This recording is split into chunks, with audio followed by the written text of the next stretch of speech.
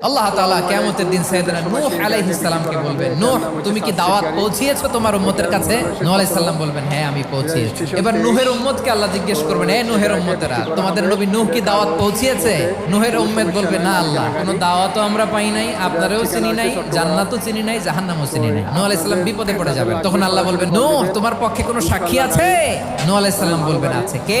উম্মতে মুহাম্মাদী। তখন আমরা বলবো, আল্লাহ, আল্লাহর নবী নূহ আলাইহিস সালাম তিনি আপনি যা যা বলেছেন ঠিক তা তার উম্মতের কাছে পৌঁছে দিয়েছে। এবার নূহের উম্মতের সাথে আমাদের ঝগড়া লাগবে। তারা বলবে, তোমরা আসছো আমাদের হাজার হাজার বছর পরে, তোমরা কি করে জানলা? তোমাদের সাক্ষী ধর্তব্য হবে না? আমরা তখন বলবো, আমাদের কোরআনে তোমাদের নবীর নামে আল্লাহ তাআলা একটা সূরা নাজিল করেছেন, সূরাতে নূহ। দিন রাত এক করে তোমাদের কাছে তিনি দাওয়াত পৌঁছেছেন, সব আমরা জানি। আমরা যখন বলবো এই কথা, নূহের উম্মত চুপসে যাবে। তখন আমরা সত্য বলেছি কিনা এটা আল্লাহ তাআলা জানতে চাইবে বিশ্বনবীর কাছে। তখন বিশ্বনবী আমাদের পক্ষে সাক্ষী দিবেন। আওয়াজ করে বলেন আল্লাহু আকবার।